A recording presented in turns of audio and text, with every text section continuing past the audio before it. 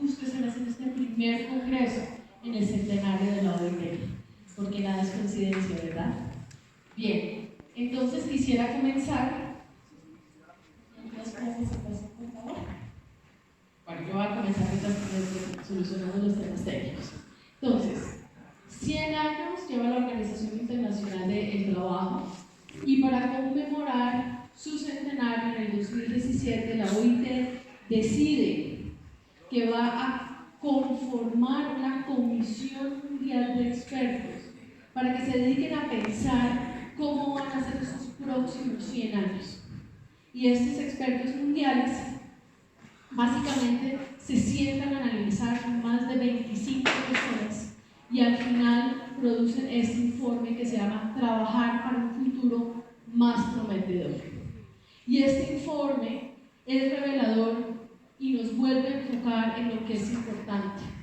Y dice, el futuro del trabajo es un futuro centrado en las personas, para las personas. Y esto es revolucionario porque es lo mismo que venimos diciendo hace 100 años, pero a veces se nos olvida. A veces pensamos que hacemos las cosas por las máquinas, por la infraestructura, por el planeta, ¿verdad? Pero es por las personas. Al final, hay 3 mensajes fundamentales. El primero, el informe es un grito a la acción. Ya sabemos lo que está pasando en el mundo laboral y los retos que les voy a abordar un poco más adelante, pero necesitamos pasar a la acción. Ya tenemos suficientes diagnósticos, estadísticas, 100 años de trabajo. Necesitamos es tomar las decisiones, el plan y las acciones, teniendo como 2 pilares fundamentales: el diálogo social y el tripartismo. Es ahí donde se debe dar la negociación, por supuesto, desde un punto de vista desde la OIT, de la influencia y la confluencia de los intereses y de las posibilidades. El segundo gran mensaje es que tenemos que trabajar de manera articulada. Esto ya no se trata, por un lado, de decir que tengamos intereses iguales, son distintos y la diferencia es bienvenida, porque si nos hablamos de innovación, lo que tenemos es diferencia. La innovación no sale cuando todos somos iguales, pensamos iguales, sentimos iguales y hacemos iguales. Y adicional a eso, el informe es muy claro en decir, esto no es el final, este es el comienzo del camino. Y entonces ahí empezamos a pensar en las preguntas y es, ¿cuál es el futuro del trabajo que queremos y que deseamos? ¿Eso cómo se ve? Los trabajadores y las trabajadoras, ¿qué quieren de este futuro del trabajo?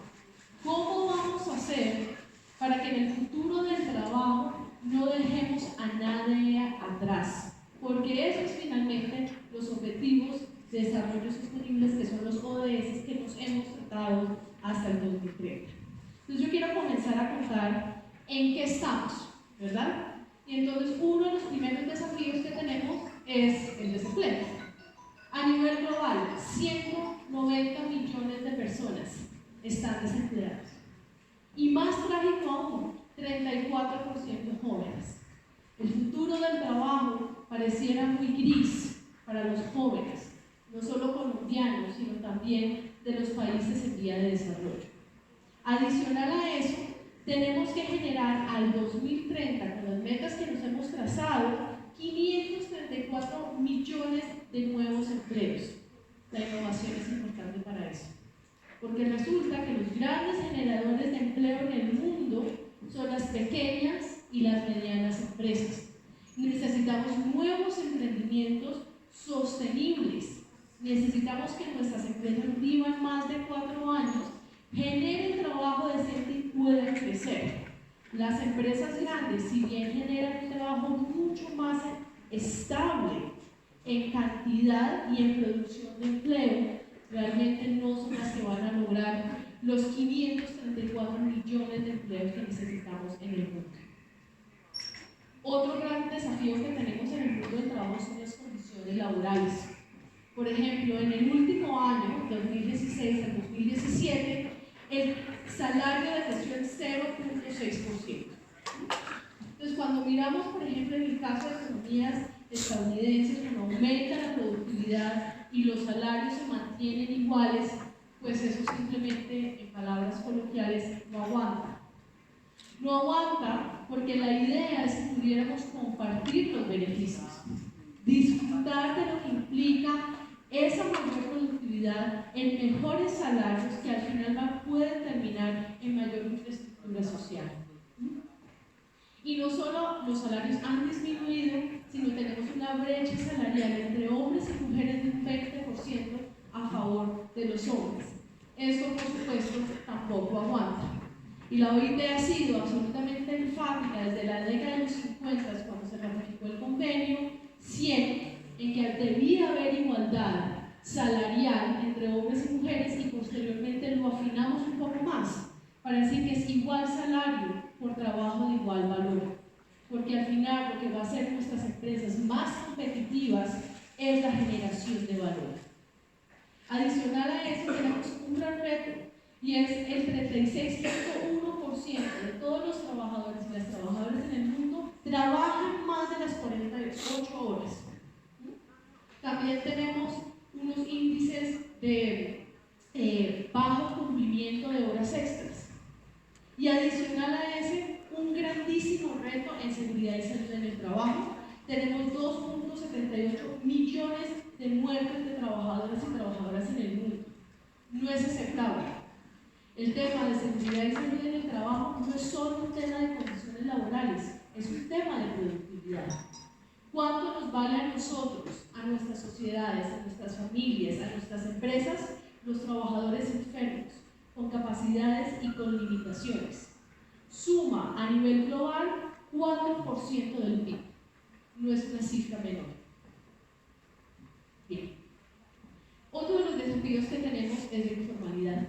Tenemos 2.000 millones de personas que basan su sustento en algunas de esas actividades. Y adicional a eso, cuando lo miramos, en el caso latinoamericano vemos que si bien hay una tendencia a la baja, sigue siendo tremendamente alto. En el 2015 tenemos 46.8% de informalidad en nuestra región. Adicional a eso, cuando miramos la informalidad en Colombia, y esto es una coincidencia, también para el último trimestre es 46.8%. Pero en Colombia estamos oscilando a un 71% en Cúcuta, hasta un 40% en Manizales. Entonces tenemos un gran rango de informalidad que nos afecta a todos. Adicional a eso, por supuesto, el dato de está influenciado por la migración de venezolanos a nuestro país, que está diciendo algunas presiones importantes, no solamente en el mercado laboral, sino en las infraestructuras sociales. Bien, cuando hablamos de informalidad, es bien importante entender que la formalización es un proceso continuo entre lo laboral y lo empresarial. No son dos cosas que van de la mano. Si miramos el COMPES que salió el año pasado sobre formalización, este COMPES lo tiene claro. Y lo que ya tenemos claro a nivel de la OIT, porque ya tenemos data, es que lo que motiva y jalona la formalización es la productividad. Entonces, cuando miramos el tema de la productividad en general en los países de renta media y en América Latina también, hay un estancamiento bien importante. Miremos, por ejemplo, nuestros colegas de Chile. Ellos básicamente han crecido, ¿verdad? O sea, aquí tienen 1.2 de capital humano, capital físico muy grande, pero cuando miramos la productividad total de los factores están en menos 1.4, es decir, realmente no crecido mucho.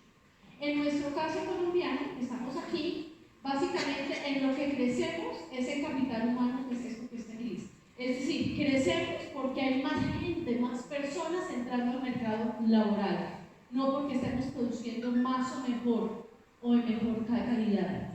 Y esto es grave, porque quiere decir que si yo no soy productivo, ¿cómo va a ser una empresa competitiva? Y si una empresa no es sostenible, ¿cómo va a generar empleo o cómo va a mejorar las condiciones de ese empleo? Adicional a eso, cuando miramos la productividad, cuando miramos el desafío de la productividad, vemos que la mayoría, las empresas más productivas son las empresas grandes. Y los colegas del Banco Mundial hicieron un estudio muy importante y se preguntaron, oiga, ¿será que la productividad está relacionada al tamaño de empresa o no? Y lo que descubrieron es que no tiene nada que ver con el tamaño de empresa. Tienen que ver con muchas cosas y una de esas tiene que ser las habilidades gerenciales. Y cuando miramos el World Management Survey y miramos en dónde está Colombia, vemos que nuestros gerentes y propietarios de las empresas tienen una autoestima muy sólida y muy robusta.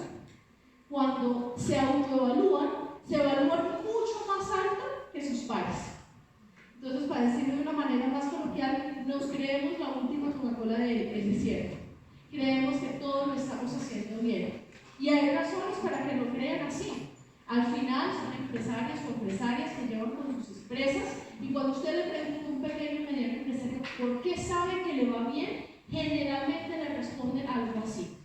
Mire, al final pagué la nómina, pagué los servicios públicos, fui capaz de pagar la hipoteca, estoy pagando o el colegio, o el jardín, o la universidad de mis hijos, cumplí con mis obligaciones, hasta cambié carro este año y hasta me pude ir de vacaciones.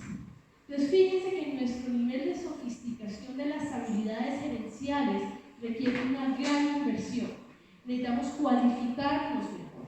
¿Para qué? Para poder gerenciar el recurso y el talento más valioso que son las personas en la organización. Porque la productividad no sale solo de las máquinas, sale de las personas. Son las personas las que agregan valor. De nada nos sirve siguiendo trayendo nuevas máquinas si las personas dentro de la organización no lo entienden, no lo comprenden, no fueron formadas y no agregan valor. Son las personas. Y este discurso que les estoy dando es justo lo que está diciendo el informe, y es volquémonos sobre las personas. Es ahí donde está el gran capital. Cuando miramos el caso de las pymes, entonces, tenemos que son más o menos, generan el 81% del empleo total del país, pero solo aportan el 45%. Entonces, en general, son organizaciones muy poco productivas, con bajos estándares o condiciones laborales, con bajo acceso al crédito, con poco o nulo tanto interés como acceso a las exportaciones.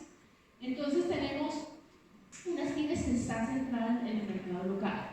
Y este es uno de los grandes desafíos que tiene Colombia, y es en cuáles de las cadenas globales de suministro los vamos a insertar.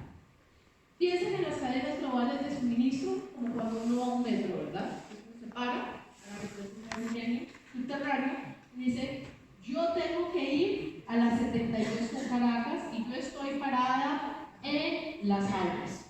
Pues yo miro el mapa y veo cuál es la ruta. Esa ruta es la cadena de abastecimiento. Esa ruta es donde yo tengo mayores posibilidades de transportar mi mercancía, mis bienes o mis servicios de una manera más eficiente. Yo puedo optimizar esas rutas que ya han generado otros. Y Colombia tiene ese reto muy importante, y es en dónde nos vamos a insertar. Y además hay otra razón adicional, y es que las pymes en las cadenas globales de suministro pueden lograr la generación de nuevos empleos y mejorar sus condiciones. Entonces va a ser muy importante que decidamos cuáles son esas cadenas, en dónde estamos. Colombia es conocido porque exportamos flores, café, panela, que es el segundo renglón después de café, pero ¿qué más podemos hacer? ¿En dónde nos podemos insertar? ¿En dónde podemos generar valor? Y el segundo tema sobre pymes, en relación a la sobrevivencia y la generación de empleo, es que si nos comparamos con Chile, usted es una empresa chilena y la crea en 10 empresas en Chile, 6 sobreviven. 10 empresas creadas en Colombia y solo 13 sobreviven. La tasa de mortalidad de nuestros emprendimientos es terriblemente alta. Y como les había contado con anterioridad, son las micro, pequeñas y medianas empresas las que generan empleo. Y necesitamos que sea mucho empleo y de mucha calidad. Entonces, eso es como las cosas que sabemos, las que venimos trabajando los últimos 100 años, ¿verdad? Pero han pasado cosas. transformaciones en el mundo del trabajo que ya están.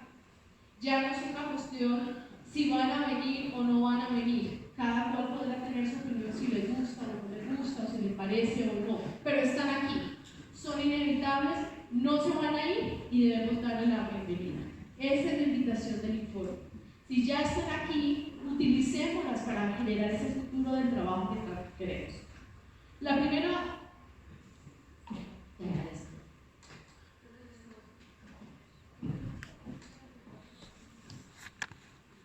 La primera megatendencia en el mundo del trabajo es un tema de población. Pues fíjense cómo hemos crecido. En 1950, después de la posguerra, no había mucha diferencia en la cantidad de gente que vivía en países desarrollados, subdesarrollados en ese momento llamados, o en proceso de desarrollo. Más o menos igual. Pero los países desarrollados básicamente se han mantenido igual. Ojo, mantener la población igual no es igual al consumo que yo hago de los recursos per cápita. Entonces, no es lo mismo si yo estoy parado en Estados Unidos o en Europa, ¿cuánto consumo per cápita que en África? África podrá tener más gente, pero consume menos per cápita que en los países desarrollados. Mientras nosotros, en los países en proceso de desarrollo, hemos decidido procrearnos de manera divertida y amplia. Y entonces, para 2050, vamos a tener más o menos 5 veces más la gente que teníamos en el planeta. Entonces, va a ser muchas personas, lo cual quiere decir cosas como cómo nos vamos a alimentar, hay que alimentar a la gente lo mínimo, ¿verdad? ¿Cómo va a ser nuestra estructura social acá? ¿Cómo van a funcionar las pensiones? ¿Vamos a tener que trabajar más años? ¿Cómo va? Aquí necesitamos innovación. Porque los modelos que pensamos no estaban pensados para esta cantidad de gente. El planeta va a ser capaz de aguantar la presión que vamos a generar. ¿Tenemos esas posibilidades? Adicional a que somos muchas más personas, tenemos un problema gravísimo de movilidad forzosa.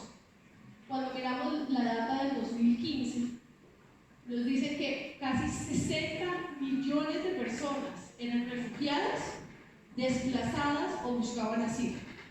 Eso quiere decir que una de cada 122 personas estaba en esta condición.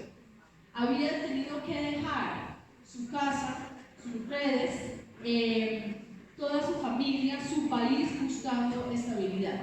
El caso sirio es bien conocido, sabemos que hay más o menos 5.6 millones de sirios que han salido de su país desde el 2011, pero eso no es todo. Dentro de Siria, 6.6 millones de personas están en condiciones de desplazamiento interno, solo en Siria. Y por supuesto esto ha implicado presiones especiales para Turquía, Jordania y los países aledaños. Esta foto, quizás la reconocen, es en la frontera Cúcuta con Venezuela. Nosotros tenemos el segundo fenómeno más grande de movilidad, como no los llamamos refugiados, no alcanzamos a salir de la lista de refugiados, pero son refugiados en los prácticos, ¿verdad? Tenemos la última data de migraciones en junio, es 1.450.000 venezolanos en Colombia. La buena noticia es que tuvieron una tarea muy importante de regularizar a estas personas, tenemos casi 50%. Pero esto genera una presión gigante, tanto en las economías como en la infraestructura social. Adicional a este mapa, yo lo veo igual desde la universidad. O sea, van como 35 años y el mapa no cambia. No cambian los colores, y eso quiere decir que la inequidad en los ingresos no disminuye. Y adicional a que no disminuye, aumenta en algunos casos.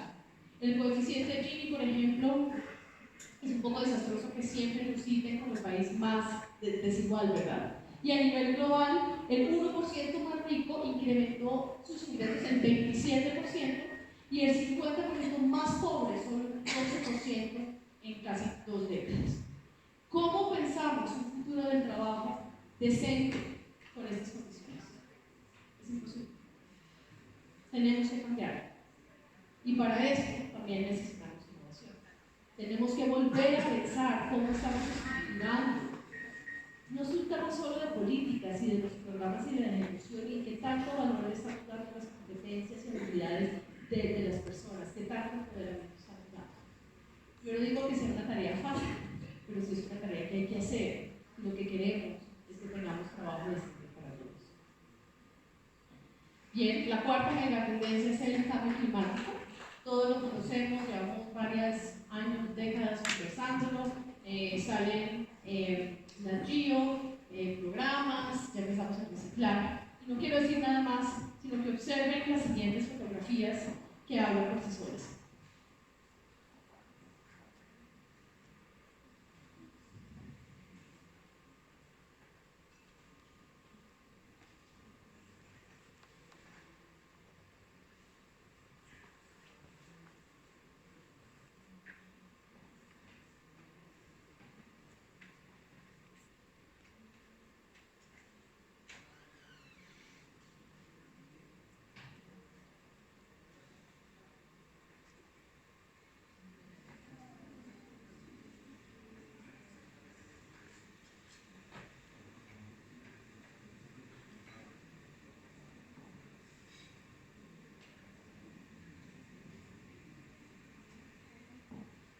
Claro, ¿verdad?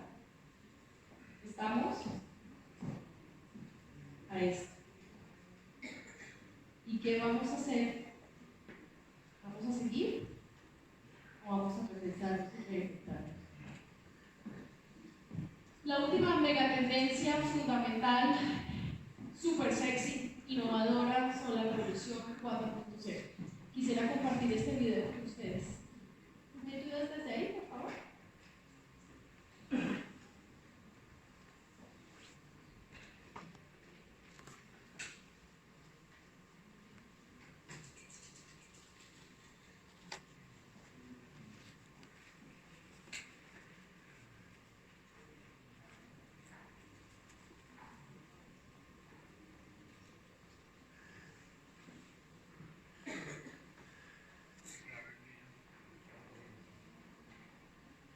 Creo que si simplemente le das clic ahí, de pronto funciona. En el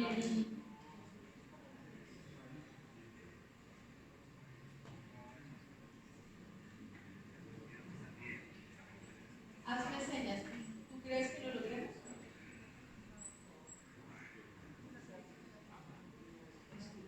Estamos en la revolución 4.0, todavía no cuesta trabajo algunas cosas prácticas.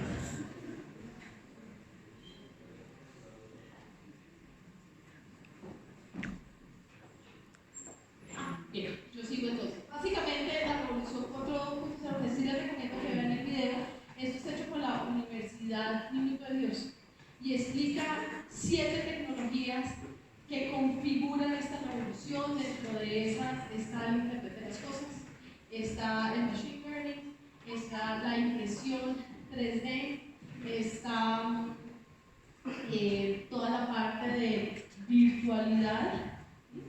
Estos son algunos. Y básicamente, en los teléfonos que tenemos, si alguien me hubiera preguntado hace 20 años, 30 años, si usted pudiera tener un computador personalizado, nadie nunca se hubiera imaginado que en ese teléfono que utilizamos es el computador más personalizado que hubiéramos podido tener.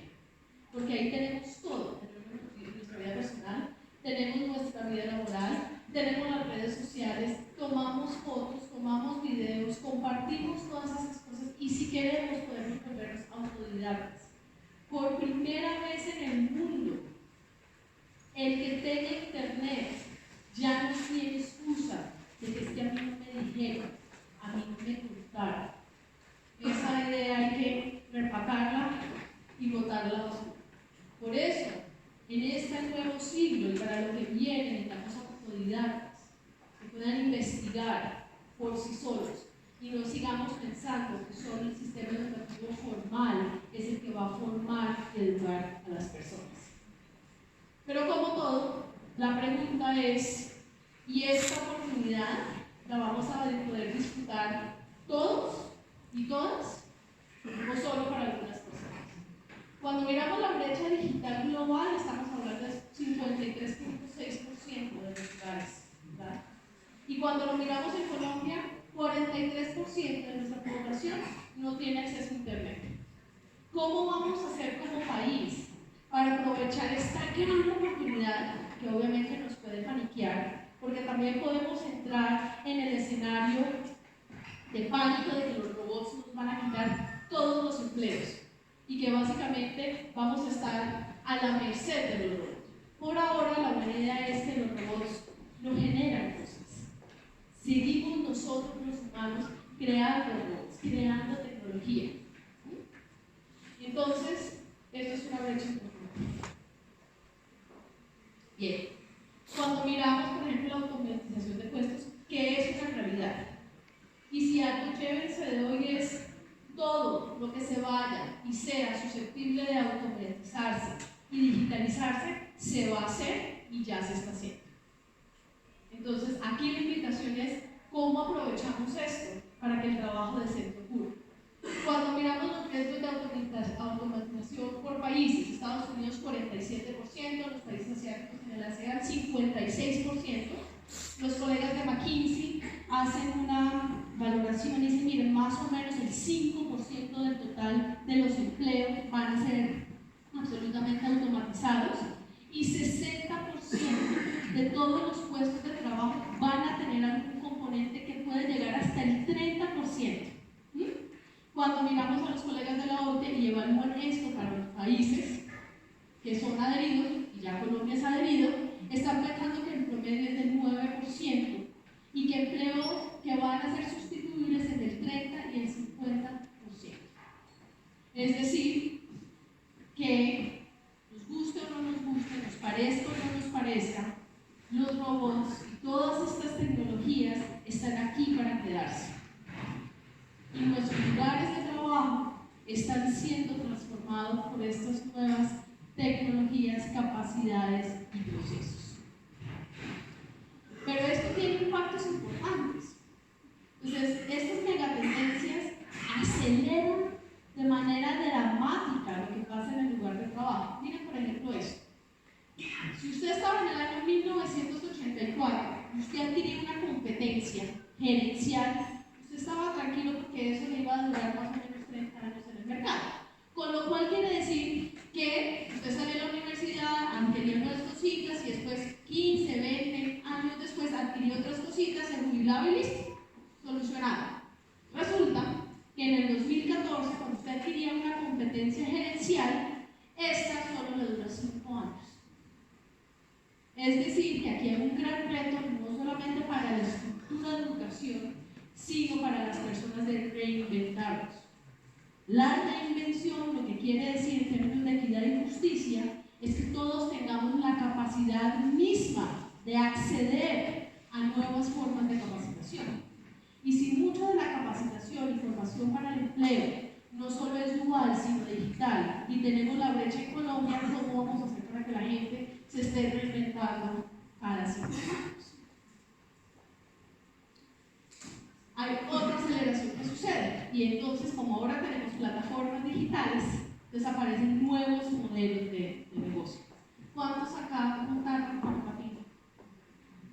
Uno por acá, dos, algunas manos, bien. ¿Cuál es la diferencia? Antes de comenzar, esta es una foto real, como la diseño en inglés del Photoshop, es efectivamente de una señora en 1916 que se compró algo que se llamó autopending. Y básicamente lo innovador en ese momento era que esto tenía un motor, entonces pasó de autoapalancarse mecánicamente a tener su motor aquí y demás. Y eso fue súper cool. Entonces las personas que tenían los medios podían comprar el autopending y además empezó a implementar para muchas cosas. Entonces los carteros repartían el correo de esa manera, empezamos a tener visitas domiciliarias de los médicos que utilizaban esto y la gente para trasladarse. En ese momento no había pases de conducción, en ese momento no había leyes de conducción y no era obligatorio ponerse cascos. Al final el vehículo y la moto suplantaron a esta tecnología de ese momento. Hoy en día, eso fue tomado desde ayer en la carrera 11,86 y tenemos básicamente lo mismo, una persona subida en algo que es básicamente igual. es la aceleración y el nuevo negocio. El negocio de la derecha en el que estamos viviendo es a través de plataformas. Y el dueño de esa empresa sabe exactamente en dónde está cada patineta en cada momento. Tiene un modelo de distribución y de mantenimiento distinto a este.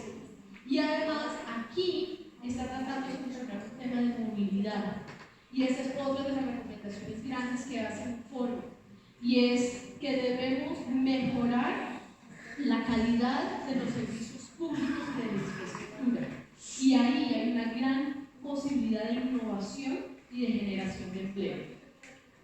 Por supuesto, hay otras plataformas que son más conocidas como Amazon, Instagram, Airbnb, está Uber. Y la pregunta ahí siempre es, ¿cómo hacemos para mantener los derechos que hemos ganado en este nuevo modelo? ¿Es viable? ¿Es factible? Modelos de negocio que se escriben y se comienzan a implementar en la absoluta negación de los derechos fundamentales en el trabajo no son viables. Es así de sencillo. Entonces lo que necesitamos es poder que los nuevos innovadores tengan en el corazón el trabajo decente para que lo piensen desde el comienzo y los números sean viables. Bien.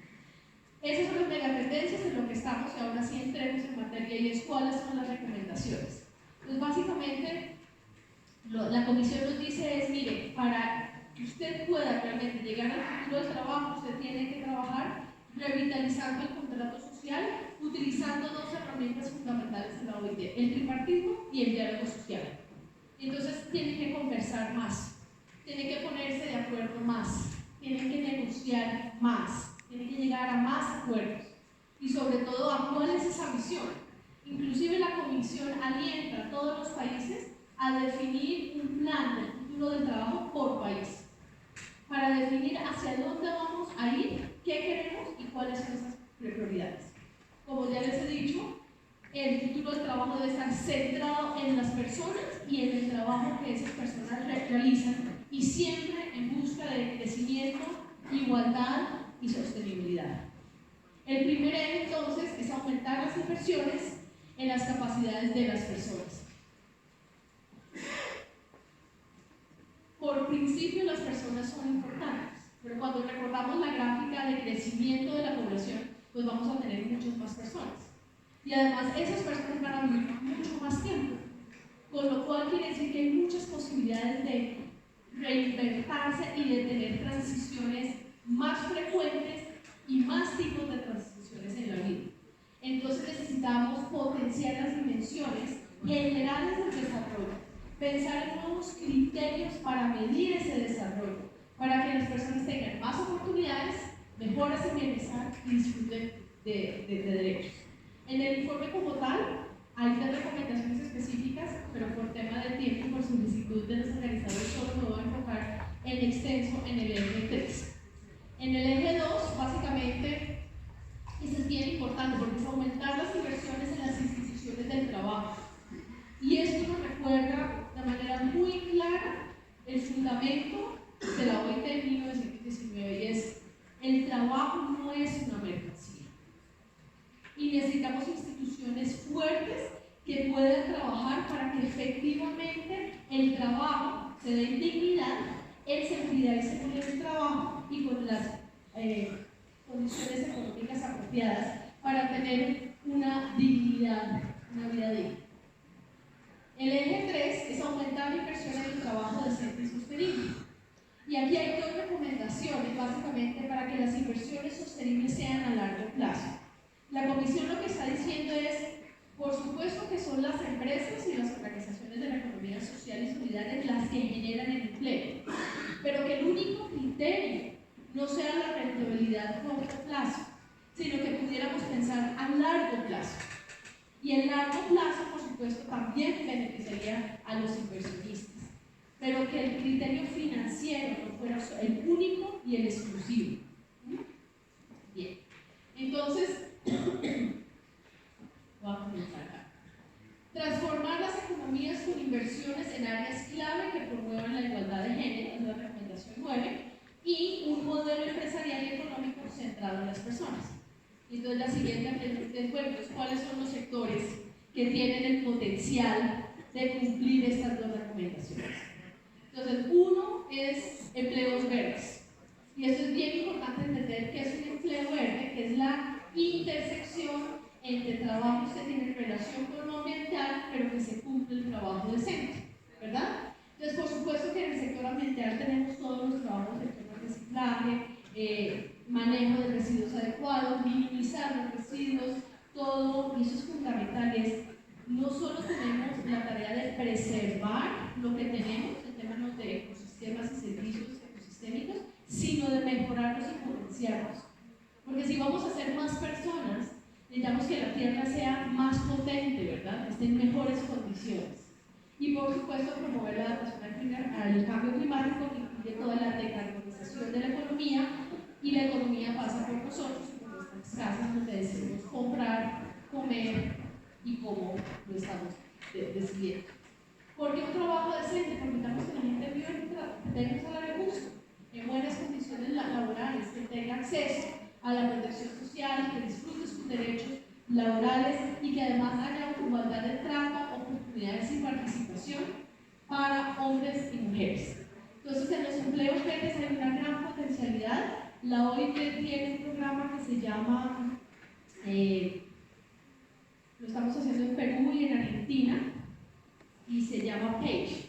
Y básicamente lo que estamos haciendo ahí es apoyando a estos dos gobiernos en formular empleos verdes desde la formulación de la política pública, pasando por el diseño de los programas. Bien. Este es un gráfico bien lindo, esto es de los colegas de la FAO, donde nos muestran cómo el tema de agricultura sostenible está amarrado a trabajo decente y seguridad alimentaria, y cómo tenemos distintas áreas de oportunidad. Por ejemplo, como les decía, tenemos que conservar, proteger y mejorar nuestros recursos naturales. Ahí hay una gran potencialidad, por ejemplo, para todas nuestras comunidades rurales. ¿Quién mejor para cuidar los bosques que quienes viven al lado? ¿Quién mejor para preservar los elefantes que las comunidades que viven al lado, verdad? Esto, sin embargo, requiere que las personas tengan acceso a formación y que los podamos acompañar. Asimismo, tenemos que empezar a escoger, y eso es parte de la idea del consumo responsable. ¿Cuántos de ustedes se han preguntado de quién hace la ropa que ustedes compran y que tienen puesta? ¿Cuáles son las condiciones laborales? ¿Y por qué somos capaces de conseguir en el mercado jeans de 30.000 pesos o camisas de 10.000? Eso no es gratis. Alguien pagó por eso. Y los que pagaron por eso fueron trabajadoras que están trabajando en condiciones inapropiadas, muy lejanas a lo que nosotros queremos. Pero también hay innovaciones. Estos dos señores son de Zimbabue, se conocieron en Ucrania haciendo una maestría de temas aeroespaciales y decidieron volver a su país y montar una empresa que se llama Alien Capital Group. Y esta es una empresa que vio un área de oportunidad para fumigar con drones. Y entonces montaron la empresa y eso ha hecho que pasen de energías a una energía mucho más limpia. Han mejorado la calidad de los cultivos porque puede controlar mucho mejor las cantidades de productos de químicos que entran al suelo y por supuesto terminan en el agua, y ha hecho que el trabajo de los campesinos sea mucho mejor. Este son el tipo de innovaciones que necesitamos. Muchas de estas que proveen trabajo decente. Pero también tenemos que ir más allá. Cuando pensamos en agricultura siempre pensamos en la finca, ¿verdad? En el cultivo o en la agroindustria, extensiones y extensiones de tierra. Pero quizás intentemos este video si funciona, por favor. Este es un video de los colegas del Fondo Económico Mundial y básicamente nos están promoviendo que una manera posible de solucionar el tema de seguridad alimentaria es pensando en las fincas verticales. Estas utilizan 95% menos agua que nuestras fincas tradicionales, son 400 veces más productivas que una finca. Entonces, tranquilo, pero me devuelvo.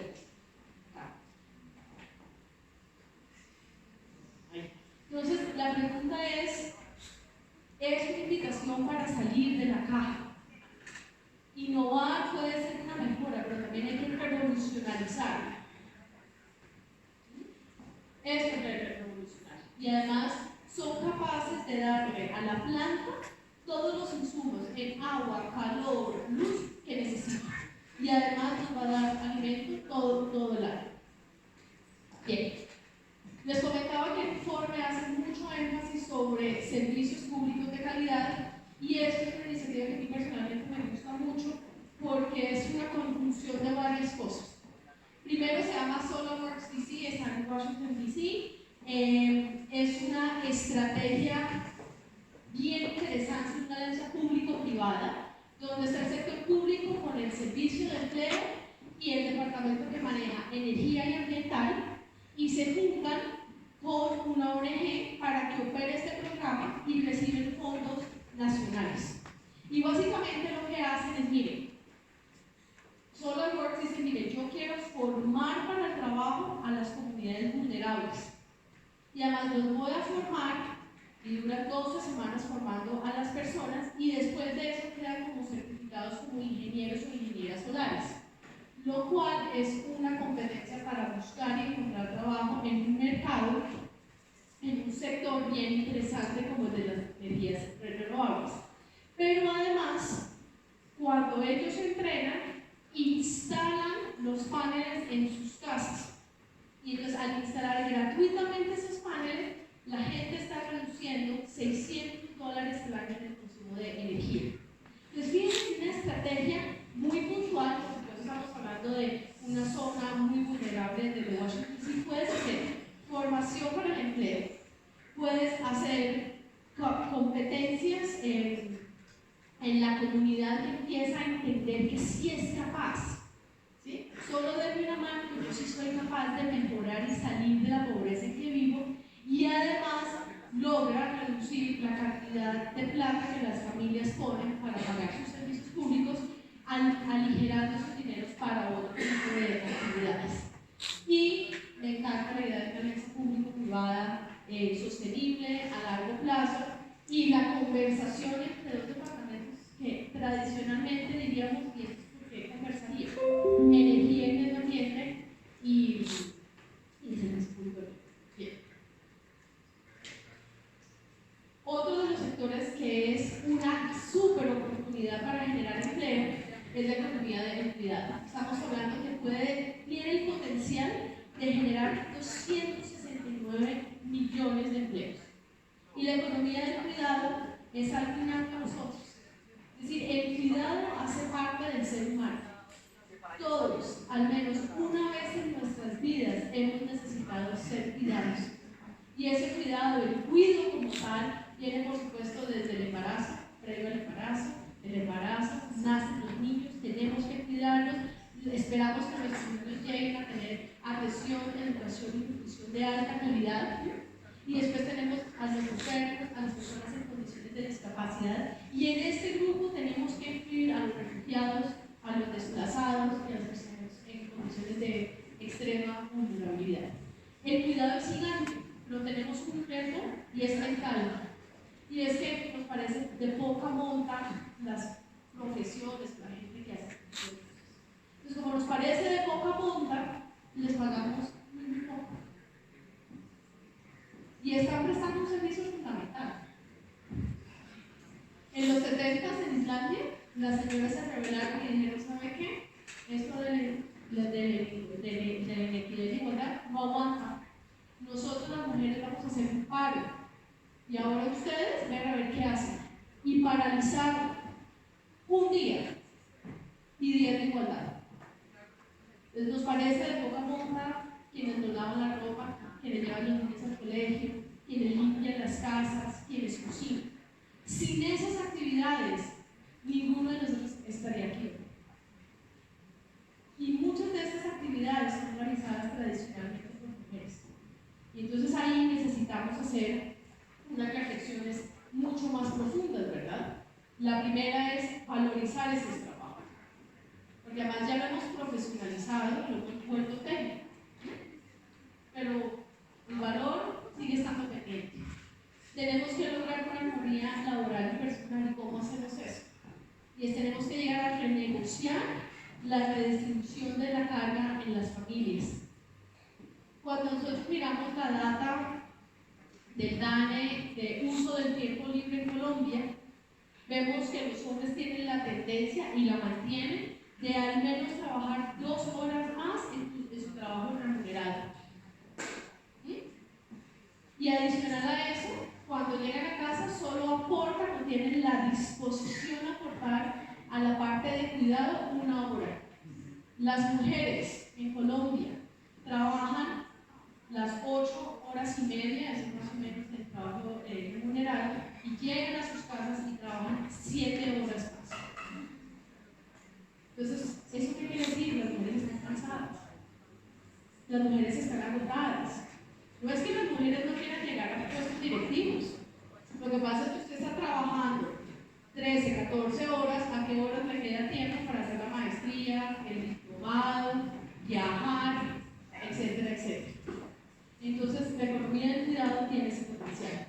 Y por supuesto necesitamos solucionar el tema de cuidado a la primera infancia. Colombia tiene un programa de hace varios años que se llama Desde Siempre. Avanzamos en eso, pero no es suficiente. Necesitamos más niños mejor cuidados. Y no nos sirven niños solamente en un espacio.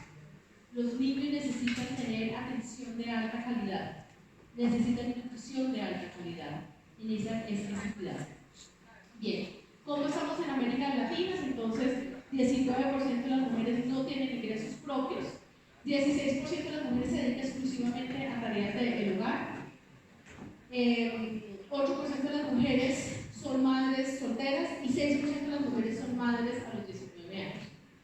Entonces, el problema no es si son madres o no. Lo que pasa es que tener niños antes de los 22, creo que la estadística hace que te vuelvas más vulnerable y con menos potencialidades para continuar estudiando, para subir en tu trabajo, porque no hay quien cuide a tus hijos. Entonces, el tema del cuidado es fundamental.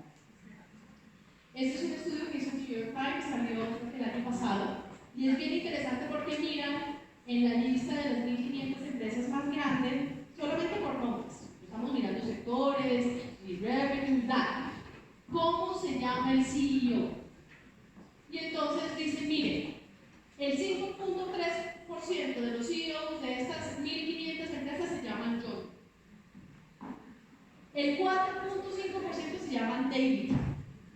El 3.9% Robert. 3.9 James. 3.8 Michael. Y William 3.1.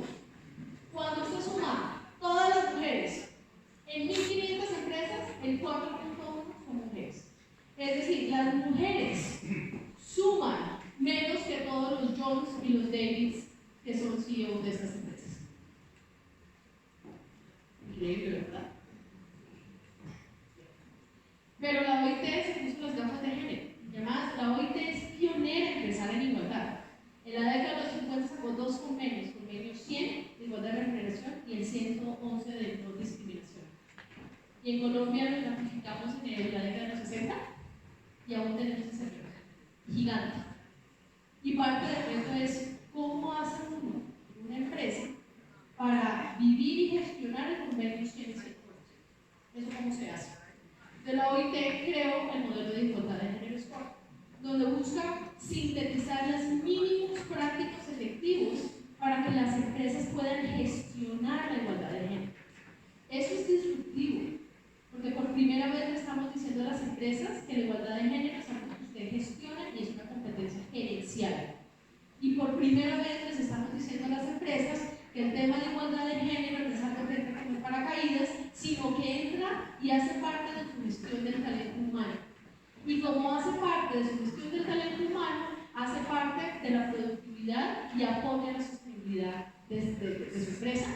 Estamos muy contentos, hay la primera empresa en Colombia que decidió implementar el modelo de igualdad de género, es Constructora Colpatria, y aquí les comparto la declaración de igualdad de género que ellos construyeron con la asistencia técnica de este modelo. Esto, como ustedes ven, tienen los mínimos. Ellos van a trabajar en procesos de selección y atracción de talento de una manera incluyente. Van a trabajar el convenio 100, van a trabajar en armonía armonía laboral, que es todo el tema de remuneración, de negociación de trabajo remunerado y no remunerado, y van a trabajar equidad de la voz, que es todo el tema de participación, innovación y cooperación en el lugar de trabajo. Bien. Otro sector que provee posibilidades, la gig economy. Entonces, básicamente, esto nace a partir de las tecnologías que tenemos en la Revolución 4.0, específicamente las plataformas, y la posibilidad de hacer trabajos esporádicos, que pueden ser o no complementarios a mi ocupación o a mi trabajo remunerado que yo ya tengo. Entonces pasan cosas como esta. Esta es una cuenta de Instagram que yo sigo, unas fotos divinas. Es este señor acá, con su esposa, que es esta señora acá, y él se llama G.G.A. Este era un hombre que trabaja en San Francisco, en temas de tecnología, se casa y decide con su esposa, esto de estar encerrado en la oficina y tener que venir aquí, esto no me gusta. Yo lo que quiero es vivir el mundo. El mundo es demasiado grande para que yo esté aquí. Y toma la decisión con su esposa y decir, yo puedo con mi computadora e internet trabajar desde cualquier país del mundo. Y efectivamente llevan viajando por el mundo, creo que llevan 6 años, y trabajan por el remoto. La pregunta ahí es, ¿hay trabajo decente? Ayer, en Sacramento, California, votaron para que todas las personas que son consideradas contratistas en las plataformas como Uber y Lyft debían ser reconocidos como trabajadores y trabajadoras. Y cuando entrevistaban a uno de los concejales que por qué habían impulsado esa iniciativa, porque además pasó por más del 70%, es decir, estaban convencidos que este era el camino. Y el señor respondió, es que no tiene mucha gracia no pagarle a la gente, eso no tiene nada de innovador, básicamente es la informalidad. Entonces fíjense que si bien tenemos posibilidades, la gig economy ofrece posibilidades, porque por ejemplo, si usted es una persona con discapacidad, o si usted es una persona que tiene que quedarse en su casa por alguna razón, porque usted cuida a alguien más, a su niño, al papá enfermo, al abuelo con una enfermedad determinada, le posibilita acceder al mercado, pero también tiene grandes riesgos. Y el rol y parte del tripartismo y del diálogo social va a tener que discutir y plantear cuáles son los mínimos, cómo se vive el trabajo decente desde acá. En Colombia, por supuesto, tenemos las discusiones sobre Uber, sobre el pago por horas, pero esos son temas que el país debe solucionar a través del diálogo social. Bien, cadenas mundiales de suministro, esto lo comenté un poco en la sesión donde hablaba sobre pymes, y es la manera en que producimos en el mundo cambió.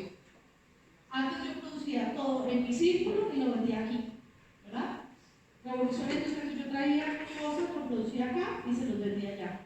Ahora yo puedo tener, y seguro que ustedes conocen el ejemplo del Boeing. El Boeing, por ejemplo, es producido en 7 países distintos, pero el Boeing es muy lejano.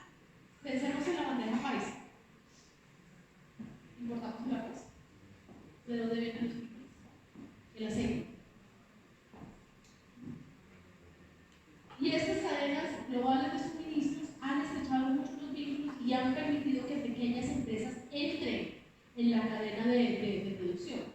Sin embargo, vemos y digo OIT, que hay unos retos muy importantes. En el 2006, en la conferencia, los mandantes manifestaron una preocupación muy grande por las condiciones laborales y las condiciones de trabajo en las cadenas de suministro, especialmente en el pago de salarios, en el trabajo, el disfrute de los derechos laborales, y en que algunos productores deciden ir a países donde las normas internacionales no han sido ratificadas y por lo tanto el marco normativo es mucho más laxo que en sus países de origen.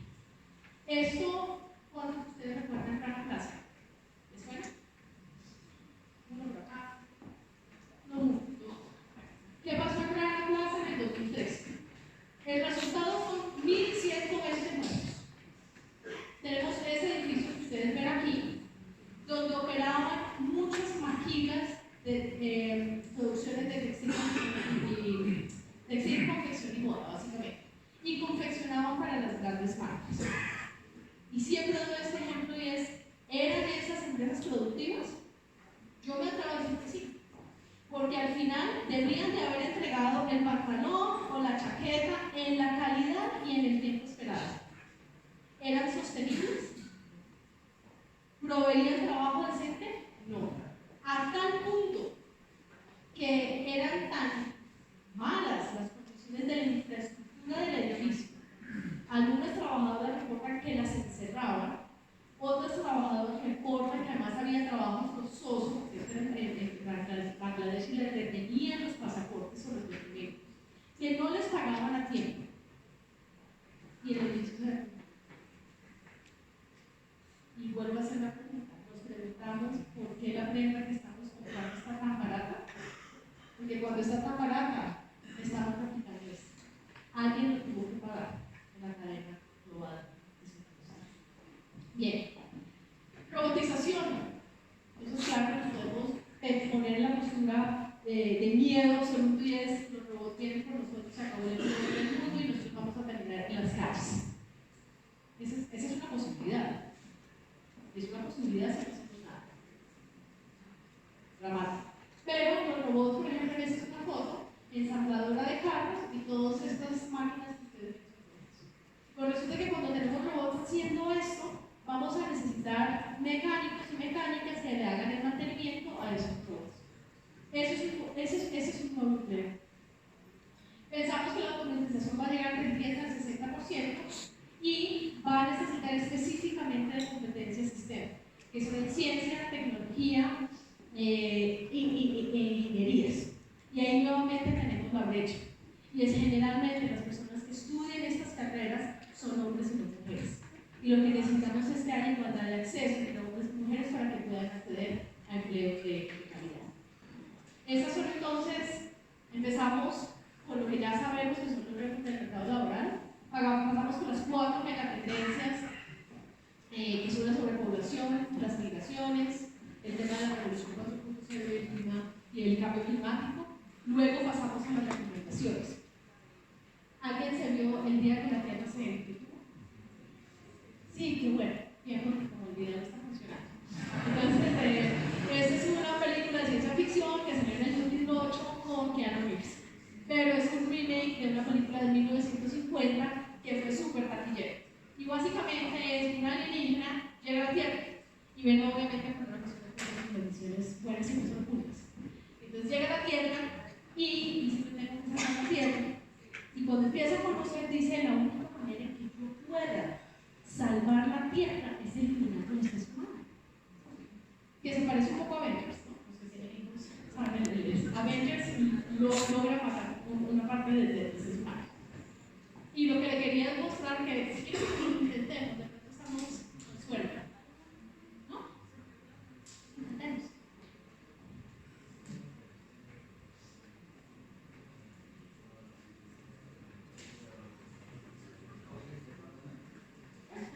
Yo les cuento entonces.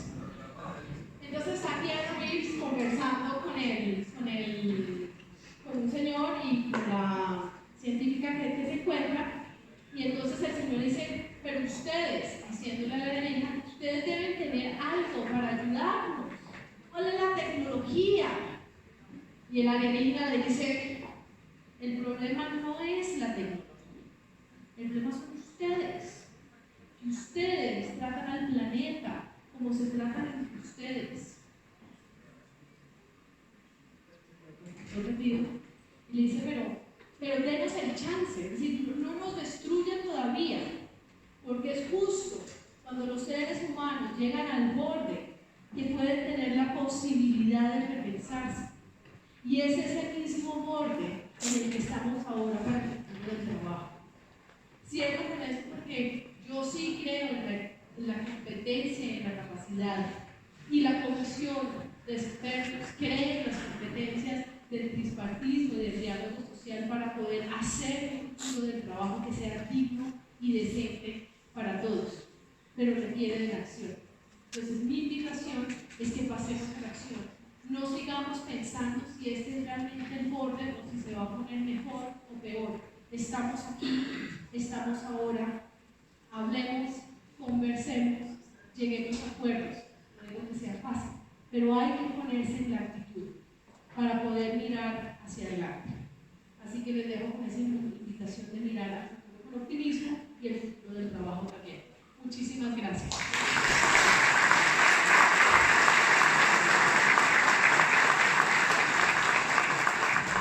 Carolina, muchas gracias.